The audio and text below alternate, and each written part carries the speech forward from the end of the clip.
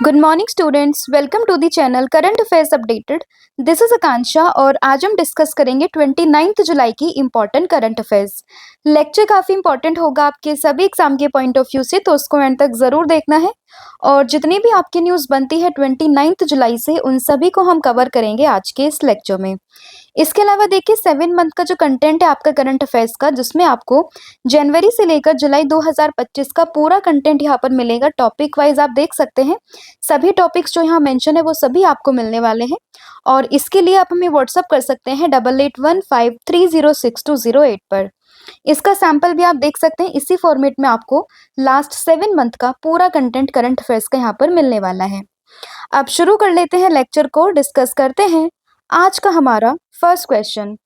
तो देखिए first question है, recently who became the first ever Indian women to won the FIDE world cup championship 2025। तो यहाँ पे बात हुई है किस चीज की, FIDE women's world cup championship 2025 की, जो कि किस लिए होता है, चेस के लिए होता है। और यहाँ पर फर्स्ट एवर इंडियन वुमेन जो बन गई है वो बनी है Divya Deshmukh, that is option number C. काफी टाइम से हम इस न्यूज को यहाँ पर फॉलो कर रहे थे। हमने डिस्कस किया था कि कोनेरू हम्पी इसके सेमीफाइनल्स में पहुंचने वाली पहली विमेन थी। फिर हमने डिस्कस किया था कि दिव्या देशमुख फाइनल्स में जाने वाली ये पहली महिला थी। और उसके बाद अगर हम समझें तो फीडे वर्ल्ड कप चैंपियनशिप जो ये हुई थी, ये इन दोनों के बीच में ही हुई थी, जिसमें कि दिव्या देशमुख यहाँ पर बन गई है चैंपियन। तो ऑप्शन जो सी है वो आपको उसमें ध्यान रखना है। तो राइट आंसर क्या होगा, option number C, that is Divya Deshmukh. 19 year old ये है और 28 जुलाई को इन्होंने यहाँ पर ये हिस्ट्री क्रिएट कर दी है। And she became the first ever Indian women to won the FIDE women's chess world cup, जो कि कहाँ पर हो रहा था, जॉर्जिया में। इसके अलावा अगर हम बात करें, ये 88th चेस ग्रैंड मास्टर भी यहाँ पर बन गई है और 4th विमेन यहाँ पर बनी है। ठीक है, तो पहली विमेन कोनेरू हम्पी, फिर आर वैशाली, हरिका द्रोणावली और दिव्या देशमुख। ठीक है, ये 4 वुमेन्स हैं जो अभी तक ग्रैंड मास्टर यहाँ पर बनी है। और उसमें अगर हम बात करें यंगेस्ट अमंग दैम, तो वो कौन है, वो है दिव्या देशमुख। ठीक है, और ओवरऑल अगर हम बात करें तो ये 88th चेस ग्रैंड मास्टर है कहाँ की, इंडिया की। अब कुछ इंपॉर्टेंट रिलेटेड न्यूज है चेस से, वो भी हम डिस्कस कर लेते हैं। जैसे कि 88th चेस ग्रैंड मास्टर और साथ ही में 4th विमेन ये बनी है Divya Deshmukh, FIDE world cup की भी चैंपियन है ये। इसके अलावा AR हरि कृष्णन, ये 87th ग्रैंड मास्टर थे। 86 चेस ग्रैंड मास्टर की बात करें तो ये कौन है, LR Shreehari. International chess day ये हम मनाते हैं 20 जुलाई को।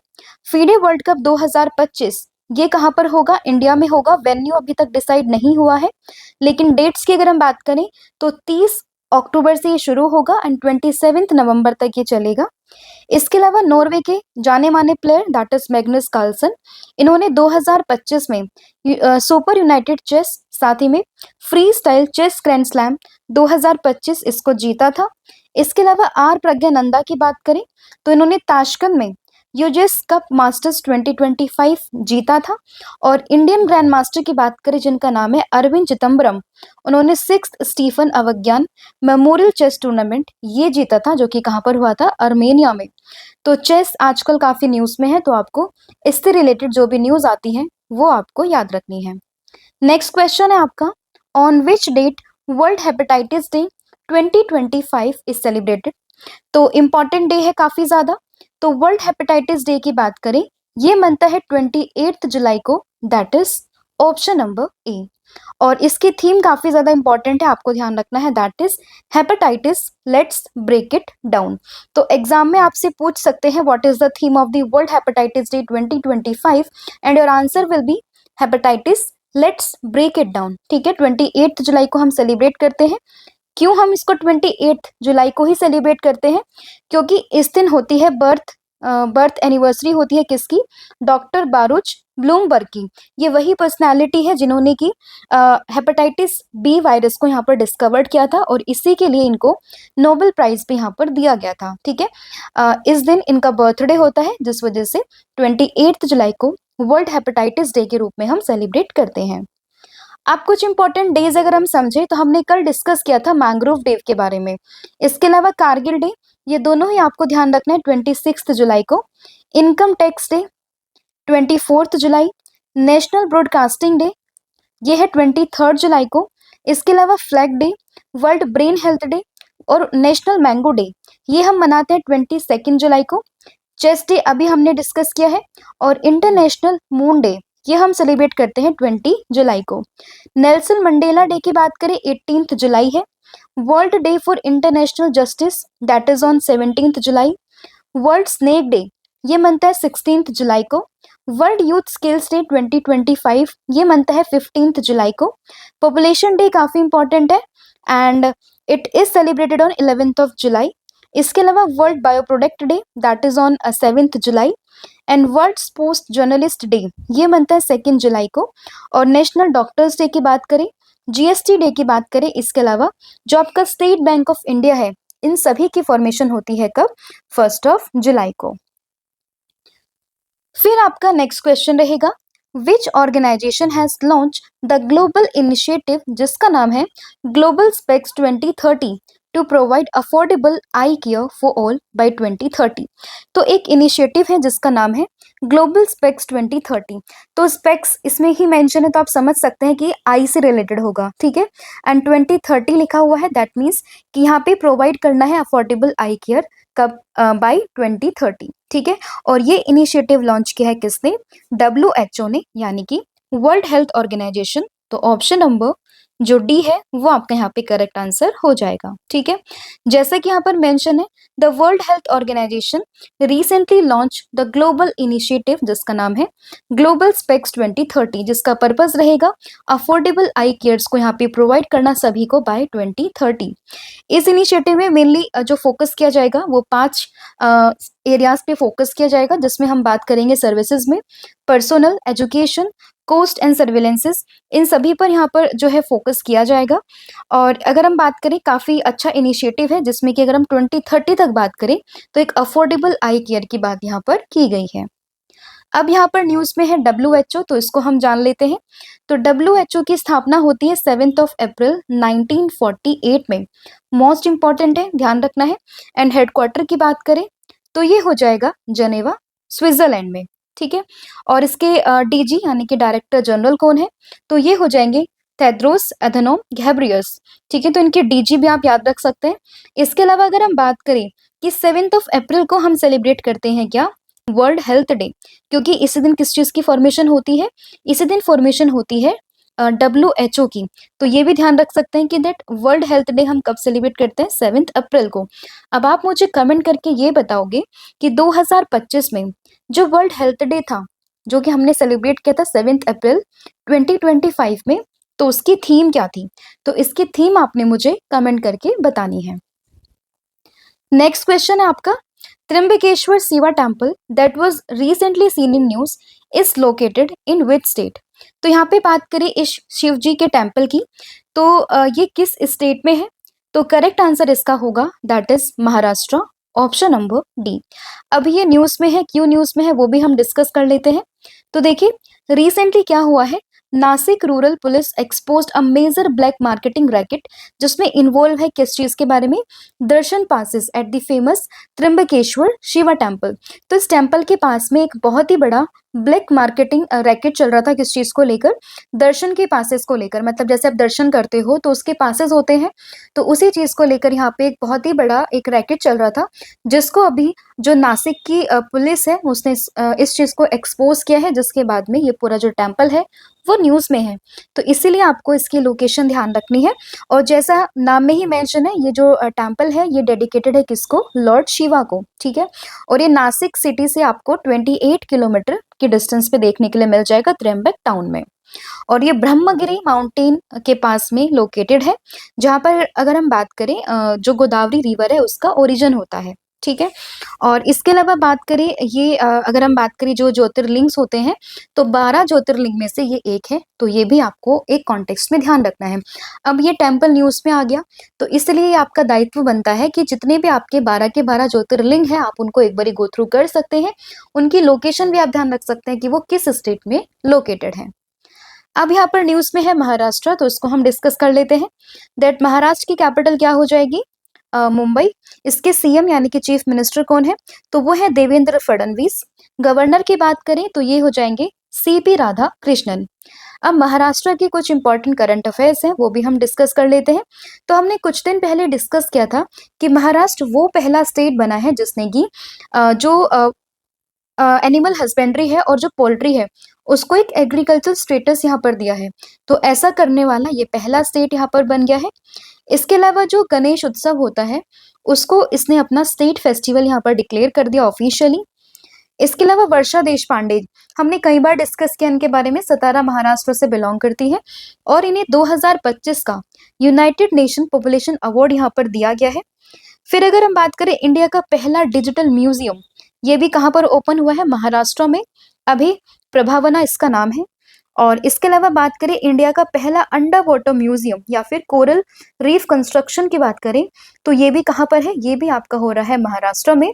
और एक वॉरशिप है, एक डीकमीशन वॉरशिप है जिसका नाम है आईएनएस गुलदार, तो उसके आसपास ही इसको कंस्ट्रक्ट किया जा रहा है।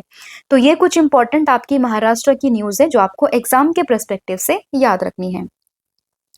फिर which operation is launch to neutralise 3 Pakistani Lashkar Taiba terrorist. तो ये जो ऑपरेशन है वो न्यूज में है जिसमें कि 3 पाकिस्तानी जो लश्कर ताइबा के टेररिस्ट हैं उनको यहाँ पे मार गिराया है। तो हम बात कर रहे हैं किस चीज की, ऑपरेशन महादेव की, दैट इज ऑप्शन नंबर ए। तो इस साल काफी सारे ऑपरेशन जो है वो न्यूज में देखे गए हैं। तो आपसे मैच द कॉलम में भी क्वेश्चन पूछा जा सकता है एग्जाम में, तो आपको सभी के सभी ऑपरेशन को एग्जाम से पहले एक बार गो थ्रू जरूर करना है, ठीक है। तो ऑपरेशन महादेव आपको ध्यान रखना है। और इसमें अगर हम बात करें ऑपरेशन, ये इंडियन आर्मी का central reserve police force that is CRPF और इसके अलावा जम्मू एंड कश्मीर फोर्सेस का कंबाइन एक जॉइंट एफर्ट था, ठीक है। इस ऑपरेशन में क्या किया गया, जो इंटेलिजेंस इनपुट यहाँ पर मिले थे उसके बाद में जो ये तीनों के तीनों जो टेररिस्ट थे उनको यहाँ पे मार गिराया है। तो ये ध्यान रखना है। कुछ इंपॉर्टेंट अगर हम ऑपरेशन की बात करें तो ये भी आप गो थ्रू कर सकते हैं, that is operation Sindoor as we all know. इसके अलावा ऑपरेशन शिवा हमने कल ही डिस्कस किया है, अमरनाथ यात्रा से आप इसको रिलेट करिएगा। ऑपरेशन ब्रह्मा की बात करें तो म्यांमार में अर्थक्वेक था तो उसमें रेस्क्यू ऑपरेशन चलाया गया था under the operation Brahma. Operation Indravati की बात करें तो कुछ नेशनल्स को हाइती से ट्रांसफर किया गया था डोमिनिकन रिपब्लिक में। ओलिविया की बात करें तो ऑलिव रिडले टर्टल को प्रोटेक्ट करने के लिए ये शुरू करते हैं हर साल। ये जो इंडियन कोस्ट गार्ड है वो इस ऑपरेशन को इनिशिएट करते हैं। इसके अलावा ऑपरेशन स्पाइडर वेब, तो ये था यूक्रेन का। राइजिंग लॉयन की बात करें तो ये इसराइल का एक स्टेप था ऑन ईरान। ट्रू प्रॉमिस 3 की बात करें तो ये ईरान ने लॉन्च किया था in retaliation of the operation rising lion. Operation Sindhu की बात करें तो ईरान और इसराइल की वॉर के बीच में जो इंडियन नेशनल्स हैं ईरान और इसराइल ईरान में, तो वहां से उनको निकालने के लिए ये ऑपरेशन शुरू किया गया था। और मिडनाइट हैमर की बात करें तो यूएस का एक ये ऑपरेशन था जिसमें कि जो आपके ईरान की न्यूक्लियर साइट्स थी वहां पे अटैक किया गया था, 3 न्यूक्लियर साइट्स पे अटैक किया गया था, ठीक है। तो सभी ऑपरेशन भी आपको एक बारी गो थ्रू करने हैं। नेक्स्ट है आपका where was India's first hydrogen powered coach successfully tested. तो इंडिया का पहला हाइड्रोजन पावर्ड जो कोच है उसको सक्सेसफुली टेस्ट किया गया है कहाँ पर, ये हुआ है चेन्नई में, that is option number B, ठीक है। तो ऑप्शन बी आपको ध्यान रखना है इस क्वेश्चन से। Just a second. हाँ, तो recently Indian railway successfully tested India's first hydrogen powered coach कहाँ पर, ICF that is integral coach factory जो कि कहाँ पर है, चेन्नई में। And this mark a major step in India shift toward clean and green transportation. अब देखिए हाइड्रोजन पावर्ड कोच है तो जाहिर सी बात है ये क्लीन एंड ग्रीन ट्रांसपोर्टेशन में काफ़ी हेल्पफुल है। इन्वायरमेंटल के पर्सपेक्टिव से अगर हम बात करें, इन्वायरमेंट के पर्सपेक्टिव से, तो काफ़ी ये अच्छा इनिशिएटिव है, ठीक है। तो इसी को ही यहाँ पे सक्सेसफुली टेस्ट किया गया है कहाँ पर, चेन्नई में, ठीक है। अब इंडियाज की कुछ पहली सिटी आप एक बारी गो थ्रू कर सकते हैं। कल ही हमने डिस्कस किया किस चीज़ के बारे में, इंडिया की पहली एआई सिटी बनेगी कहाँ पर, उत्तर प्रदेश की कैपिटल लखनऊ में। फर्स्ट एक्वा टेक पार्क है गुवाहाटी असम में, ये भी हमने डिस्कस किया था कि एआई कैंपस अगर हम बात करें बिट्स पिलानी के द्वारा। और फर्स्ट ट्रांसमीडिया एंटरटेनमेंट सिटी ये अमरावती है आंध्र प्रदेश में। E waste eco park bifacial solar plant दोनों ही दिल्ली में है। जीन एडिटेड शिप कश्मीर में है। डिजिटल म्यूजियम की बात करें महाराष्ट्र में है। वेटलैंड सिटी काफी इंपॉर्टेंट है, Udaipur and Indore. Traffic light free city that is Kota. And first green hydrogen fuel station है कहाँ पर इनोग्रेट हुआ है, लेह लद्दाख में। एंड फर्स्ट सोलर सिटी ये है आपका सांची मध्य प्रदेश में, ठीक है। फिर है recently who became the longest serving chief minister of Uttar Pradesh. तो अभी जो है कौन है, श्री योगी आदित्यनाथ जी, तो यही बने हैं longest serving chief minister of Uttar Pradesh. ठीक है, इन्होंने किसको यहाँ पे सरपास किया है, गोविंद वल्लभ पंत को, जो कि उत्तर प्रदेश के पहले चीफ मिनिस्टर थे। तो ध्यान रखिएगा नाम, दैट इज योगी आदित्यनाथ। सुचेता कृपलानी की बात करें तो यूपी की फर्स्ट एवर विमेन सीएम थी, और ओवरऑल इंडिया की बात करें तो ये फर्स्ट एवर इंडियन विमेन है जो कि चीफ मिनिस्टर बनी थी, दैट इज सुचेता कृपलानी। ठीक है, नरेंद्र मोदी जी न्यूज में है क्योंकि ये सेकंड लॉन्गेस्ट सर्विंग पीएम बन गए हैं इंदिरा गांधी को सरपास करके। ठीक है, तो इनका नाम भी आप ध्यान रख सकते हैं। तो जैसे कि यहाँ पर मेंशन है, Yogi Adityanath has become the longest serving chief minister in the history of UP. इनका जो टेन्योर है वो हो चुका है कितना, 8 साल 4 महीने एंड 10 दिन। और इन्होंने जो है पहले स्टेट के मतलब सीएम के जो पहले सॉरी यूपी के जो पहले सीएम थे दैट इज गोविंद वल्लभ पंत जी, तो उनका रिकॉर्ड इन्होंने यहाँ पे पीछे छोड़ दिया है। और पहली बार अगर हम बात करें तो 2017 में योगी आदित्यनाथ यूपी के चीफ मिनिस्टर यहाँ पर बने थे। और ये भी आप ध्यान रख सकते हैं कि योगी आदित्यनाथ का ओरिजिनल नाम क्या है, अजय मोहन सिंह बिस्ट। फिर है which country will host the 17th edition of men's Asia cup cricket 2025। तो 17th edition of men's Asia cup Asia cricket cup, ये थोड़ा यहाँ पे टाइपिंग मिस्टेक है। तो मेंस एशिया क्रिकेट कप 2025 की 17th एडिशन की बात करें तो ये होगा कहाँ पर, यूएई में, that is option number A. ठीक है, तो 17th mains Asia cup cricket है, कहाँ पर होगा, यूएई में होगा। सितंबर से ये स्टार्ट हो जाएगा, तो आपको ध्यान रखना है, इंपॉर्टेंट इवेंट है काफी ज्यादा, तो याद रखेगा।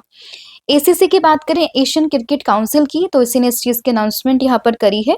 और इसमें अगर हम प्रेसिडेंट की बात करें तो यह है मोहसिन नकवी, और इसका हेडक्वार्टर आपको मिलेगा दुबई में। नेक्स्ट आपका क्वेश्चन है कुछ स्पोर्ट्स की इवेंट है, ये भी आप एक बार गो थ्रू कर सकते हैं। दैट इज अनाहत सिंह, जो कि स्क्वैश नंबर 1 इंडियन प्लेयर है। उन्होंने ब्रॉन्ज मेडल यहाँ पर जीता है 128 सालों के बाद में। लॉस एंजलिस में क्रिकेट का वापस आना कंफर्म हो गया है। इंग्लैंड जो है अगले 3 जो वर्ल्ड टेस्ट चैंपियनशिप के फाइनल्स होंगे 27, 29 एंड 31 में, उनको ये यहाँ पे होस्ट करेगा। इसके अलावा आंद्रे रसल ने, जो कि वेस्ट इंडीज की ऑलराउंडर है, उन्होंने रिटायरमेंट की अनाउंसमेंट कर दी है। आईसीसी के सीईओ बने हैं संजोग गुप्ता, और स्मृति मंधाना बनी है फर्स्ट इंडियन वुमेन जिन्होंने कि तीनों फॉर्मेट में, that is T20, ODI and world cup, यहाँ पर इन्होंने सेंचुरी लगा दी है। फिर how many MPs received Sansad Ratna award 2025 for exceptional performance in the Lok Sabha. तो संसद रत्न अवार्ड की बात करें तो ये मिला है इस बार कितने एमपीज को, दैट इज 17 एमपी को। तो ऑप्शन सी आपका करेक्ट हो जाएगा। ठीक है, तो 17 एमपीज को यहाँ पर दिया गया। इसमें अगर हम मेन बात करें तो सुप्रिया सुले, रवि किशन, निशिकांत दुबे, अरविंद सावंत, ये सभी नाम यहाँ पर शामिल हैं। तो ऐसे 17 मेंबर्स को यहाँ पर दिया गया है संसद रत्न अवार्ड 2025। कुछ इंपॉर्टेंट अवार्ड्स की अगर हम बात करें तो कल ही हमने डिस्कस किया है जेपी बिरला मेमोरियल अवार्ड, जो कि इसरो के chairman that is doctor V Narayana को मिला है। Pen translator awards once elephant lived here के लिए मिला है किसको, गीतांजलि श्री को। वर्षा देश पांडे हम कई बार डिस्कस कर चुके हैं। मेरी पंचायत ऐप को यहाँ पर यह अवार्ड मिला है वर्ल्ड समिट ऑफ इंफॉर्मेशन 2025 का अवार्ड। सुहानी साहा को यहाँ पर मिला है बेस्ट मैजिक क्रिएटर का अवार्ड। इसके अलावा इनकॉइश को ध्यान रख सकते हैं, नेशनल जियोस्पेशियल प्रैक्टिशनर अवार्ड यहाँ पर दिया गया है। और यूएन मंडेला अवार्ड दिया है बेरेंडा रेनॉल्ड्स और कैनेडी ओडेडे को। और कलिंगा रत्न अवार्ड दिया है किसको, धर्मेंद्र प्रधान को। ठीक है, कुछ इंपॉर्टेंट अवार्ड्स है जो आपको इस क्वेश्चन से ध्यान रखने हैं। फिर है central reserve police force that is CRPF. तो सीआरपीएफ ने यहाँ पर अपना 87th फाउंडेशन डे जो है वो सेलिब्रेट किया। किस डेट को सेलिब्रेट किया है, तो करेक्ट आंसर आपको ध्यान रखना है, दैट इज 27 जुलाई को। तो 27 जुलाई 2025 को सीआरपीएफ ने अपना 87th, आजकल एग्जाम में ये काफी ज्यादा पूछ रहे हैं कि कौन सा एडिशन का है, कौन से नंबर का है, तो आपको ये जरूर ध्यान रखना है कि 87th फाउंडेशन डे यहाँ पर सेलिब्रेट किया है किसने, सीआरपीएफ ने। तो ऑप्शन जो डी है वो आपका करेक्ट यहाँ पर हो जाएगा। ठीक है, सीआरपीएफ को अगर हम समझे तो 1939 में 27 जुलाई 1939 में इसकी यहाँ पे फॉर्मेशन होती है as a crown representative of police, जिसके बाद में इसका नाम चेंज कर दिया जाता है। हेडक्वार्टर इसका होगा न्यू दिल्ली में। मिनिस्ट्री जो रिस्पॉन्सिबल है यहाँ पर वो है होम अफेयर, जिसके हेड कौन है, अमित शाह है। डायरेक्टर जनरल हो जाएंगे ज्ञानेंद्र प्रताप सिंह, और इसका मोटो हो जाएगा service and loyalty, that is सेवा और निष्ठा। फिर है who introduce curriculum module on captain Shubhanshu Shukla and operation Sindoor. तो ये अभी बात चल रही है किस चीज में कि जो एनसीईआरटी है वो यहाँ पर शुभांशु शुक्ला जो कि फर्स्ट एवर इंडियन बने हैं इंटरनेशनल स्पेस स्टेशन पर जाने वाले, साथ ही में ऑपरेशन सिंदूर, इन सभी चीजों पे अपना जो टेक्स्ट होगा वो एनसीईआरटी इंक्लूड करेगी अपनी बुक्स में। तो ये बात करी है किसने, एनसीईआरटी ने, that is option number A. ठीक है, तो जैसा कि यहाँ पर मेंशन है that in a landmark steps to make school education more contextual, contemporary and the rooted in the national identity, the NCERT यानी कि national council of educational research and training, इसके फुल फॉर्म ध्यान रखिएगा। इसने यहाँ पे introduce किया है न्यू करिकुलम, जिसमें वो बात कर रहा है किस चीज के बारे में कि जो शुभांशु शुक्ला का स्पेस मिशन था, साथ ही में जो इंडिया का ऑपरेशन सिंदूर था, ठीक है, ये सभी चीजों को वो इंक्लूड करेगा अपने जो है टेक्स्ट में, ताकि जो बच्चे हैं वो एजुकेट हो सके कि इंडिया की ग्रोइंग स्ट्रेंथ को लेकर, उनके डिफेंस डिप्लोमेसी स्पेस में वो क्या काम कर रहे हैं, तो इन सभी को लेकर बच्चे अवेयर हो सके, तो वो यहाँ पर इंक्लूड करेगा। ठीक है, तो ये कौन बात कर रहे हैं, एनसीईआरटी। फिर है recently the 14th India Singapore bilateral military exercise, जिसका नाम है बोल्ड कुरुक्षेत्र, ये कहाँ पर हो रही है, तो ये हो रही है जोधपुर राजस्थान में, that is option number A. ठीक है, तो एक्सरसाइज का नाम ध्यान रखना है, बोल्ड कुरुक्षेत्र, किस किस के बीच में हो रही है, इंडिया और सिंगापुर के बीच में, 14th इसका एडिशन रहेगा। ठीक है, कब से शुरू हुई है, तो 27 जुलाई से ये शुरू हुई है एंड 4 अगस्त तक ये चलने वाली है। कुछ इंपॉर्टेंट एक्सरसाइज की बात करें बिटवीन इंडिया एंड सिंगापुर, तो उसमें आर्मी मिलिट्री एक्सरसाइज में आपको याद रखना है अग्नि वॉरियर के बारे में और बोल्ट कुरुक्षेत्र के बारे में। नेवल एक्सरसाइज में आप ध्यान रखिएगा सिम्बैक्स, जो कि होती है इंडिया और सिंगापुर के बीच में, और एयरफोर्स में आप ध्यान रख सकते हैं India Singapore joint military training exercise. ठीक है, तो ये कुछ इंपॉर्टेंट बायलेटरल एक्सरसाइजेज हैं बिटवीन इंडिया एंड सिंगापुर। फिर who became the second highest run scorer in the test cricket, तो ये बन गए हैं जो रूट, जो कि इंग्लैंड के प्लेयर हैं। तो ध्यान रखिएगा ऑप्शन नंबर बी, अभी ये शायद हो सकता है कि सचिन तेंदुलकर जी का भी रिकॉर्ड ये ब्रेक कर दे, तो अभी ध्यान रखिएगा कि इंग्लैंड के जो रूट ये बन गए हैं second highest run scorer in the test cricket. जुलाई तक की अगर हम डेटा की बात करें तो लगभग 13,000 रन इन्होंने यहाँ पे कंप्लीट कर लिए हैं। इनसे आगे है कौन, सचिन तेंदुलकर जी, जिन्होंने 15,000 मतलब अप्रॉक्स 16,000 ही मान सकते हैं आप, रन इन्होंने यहाँ पर बनाए हैं। तो हो सकता है कि सचिन तेंदुलकर जी का भी रिकॉर्ड ये तोड़ दे। अगर ऐसा होता है तो हम we will definitely tell this thing to you. ठीक है, तो ध्यान रखिएगा जो रूट कहाँ के प्लेयर है, इंग्लैंड के प्लेयर है। फिर है प्रिंस अल वलीद, जिनको पॉपुलरली कहा जाता है स्लीपिंग प्रिंस के नाम से, उनकी रिसेंटली यहाँ पर डेथ हो गई है। ये किस कंट्री से बिलोंग करते थे, तो ये बिलोंग करते थे सऊदी अरब से, दैट इज ऑप्शन नंबर ए, आप देख सकते हैं। तो ये है प्रिंस अल वलीद, जो कि कहाँ से बिलोंग करते हैं, सऊदी अरब के क्रोयल फैमिली से बिलोंग करते हैं।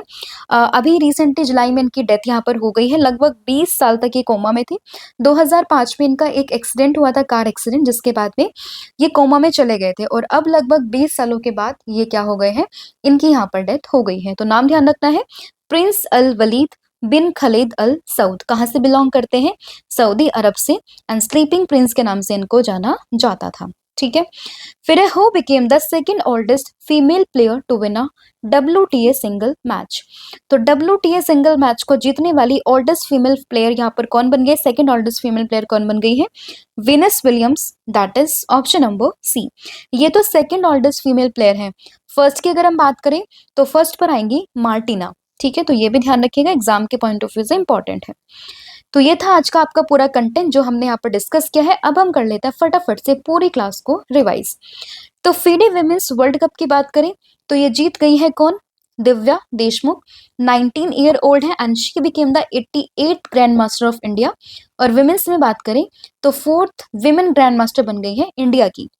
इसके अलावा वर्ल्ड हेपेटाइटिस डे की अगर हम बात करें तो ये 28 जुलाई को हम सेलिब्रेट करते हैं, और इसकी थीम यहाँ पर हो जाएगी hepatitis, let's break it down. फिर अगर हम बात करें global specs day, global specs 2030, तो एक इनिशिएटिव है किसका, WHO का, जिसका पर्पज है एक अफोर्डेबल आई केयर को प्रोवाइड करना बाय 2030। त्र्यंबकेश्वर शिवा टेम्पल की बात करें, न्यूज में है, कहाँ पर हो जाएगा, तो ये है महाराष्ट्र में है। न्यूज में क्यों है, क्योंकि यहाँ की जो लोकल पुलिस है, दैट इज नासिक की पुलिस ने एक ब्लैक मार्केटिंग रैकेट को एक्सपोज किया है, जो कि इन्वॉल्व था किस चीज को लेकर, दर्शन पासेस को लेकर। ऑपरेशन महादेव की बात करें तो अभी ही इसको लॉन्च किया गया था ताकि जो 3 पाकिस्तानी टेररिस्ट थे उनको यहाँ पे मार गिराया जा सके। हालाँकि वो मर गए हैं, तो उसके लिए ऑपरेशन था आपका ऑपरेशन महादेव। फिर अगर हम बात करें India's first hydrogen powered coach, तो उसका सक्सेसफुली टेस्ट यहाँ पर कर लिया है कहाँ पर? चेन्नई में। Longest serving chief minister of UP की बात करें तो ये बन गए हैं कौन? योगी आदित्यनाथ। 7th एडिशन की अगर हम बात करें मेंस एशिया क्रिकेट में, तो ये कहाँ पर हो रहा है? यूएई में होगा। कब से शुरुआत होगी? सितंबर से। संसद रत्न अवार्ड की बात करें तो इस बार दिया गया कितने लोगों को? 17 लोगों को। सीआरपीएफ ने अभी अपना फाउंडेशन डे सेलिब्रेट किया है। 87th नंबर का ये फाउंडेशन था, ठीक है? और कब मनाया है? तो ये मना है इन्होंने 27 जुलाई को, तो ध्यान रखिएगा, ठीक है? एनसीईआरटी न्यूज़ में है क्योंकि इसने अभी एक करिकुलम इंट्रोड्यूस किया जिसमें कि वो कंटेम्प्रेरी इशू, दैट इज अगर हम बात करें शुभांशु शुक्ला, ऑपरेशन सिंदूर, तो इन सब के बारे में अपनी टेक्स्ट में मेंशन करेगा। तो ये बात करी है किसने? एनसीईआरटी ने। बोर्ड कुरुक्षेत्र की बात करें तो ये 14th एडिशन है। एक बायलेटरी मिलिट्री एक्सरसाइज है बिटवीन इंडिया एंड सिंगापुर, जो कि कहाँ पर हो रही है? जोधपुर, राजस्थान में। Second highest run score in the test cricket, तो ये बन गए इंग्लैंड के प्लेयर जो रूट। प्रिंस अल वलीद की बात करें जिनको हम स्लीपिंग प्रिंस के नाम से भी जानते हैं, रिसेंटली इनकी डेथ यहाँ पर हो गई है। कहाँ से बिलोंग करते हैं? सऊदी अरब की रॉयल फैमिली से बिलोंग करते हैं। सेकंड ओल्डेस्ट फीमेल प्लेयर की बात करें जिसने कि WTA सिंगल मैच यहाँ पर जीता है, तो ये बन गई है कौन? दैट इज वीनस विलियम, ठीक है? तो ये नाम आपको ध्यान रखना है। अब आप मुझे कमेंट करके बताओगे who has been appointed as the new chairman of insurance regulator, that is IRDA। तो इसके चेयरमैन कौन बने? इसकी फुल फॉर्म भी आपने मुझे कमेंट करके बतानी है। आज का जीके बूस्टर डोज है। 5 जून को सेलिब्रेट करते हैं वर्ल्ड इन्वायरमेंट डे, इंपॉर्टेंट है काफी ज्यादा। 6 अगस्त को सेलिब्रेट होता है हिरोशिमा डे। 9 अगस्त को मनाते हैं नागासाकी डे एंड 12 अगस्त को हम सेलिब्रेट करते हैं इंटरनेशनल यूथ डे। आप सभी के लिए क्वेश्चन आप मुझे बताओगे, अब ये तो है इंटरनेशनल यूथ डे, अब मुझे बताओगे नेशनल यूथ डे हम कब सेलिब्रेट करते हैं? और जो एटॉमिक बम गिरे थे हिरोशिमा और नागासाकी पर, उनका कोड नेम क्या था? ठीक है, ये भी बताना है। और वर्ल्ड इन्वायरमेंट डे की थीम क्या है 2025 में? तो इसका आंसर भी आपने मुझे कमेंट करके बताना है। देखिए क्वेश्चंस मैं आप सभी के लिए ही पूछती हूँ, लेकिन बच्चे बहुत कम रिस्पॉन्स करते हैं कमेंट सेक्शन में। तो जितने भी बच्चे देख रहे हैं सभी से मैं गुजारिश करती हूँ कि जो भी मैं क्वेश्चंस आपसे पूछती हूँ तो आप मुझे प्लीज़ कमेंट सेक्शन में उनका आंसर ज़रूर दें, ठीक है? इसके अलावा आपसे जो भी क्वेरी रहती है, कोई भी डाउट है, तो आप मुझे डायरेक्टली व्हाट्सअप भी कर सकते हैं। इसके अलावा सब्जेक्ट वाइज की जो सीरीज चल रही है आपकी, उसको भी अवेल कर सकते हैं। साथ ही में कॉम्बो ऑफर भी यहाँ पर चल रहा है, तो आप इसको भी अवेल कर सकते हैं। Thank you so much, have a good day, I wish you all the very best for your upcoming exam. जय हिंद, जय भारत, जय जगन्नाथ। Thank you.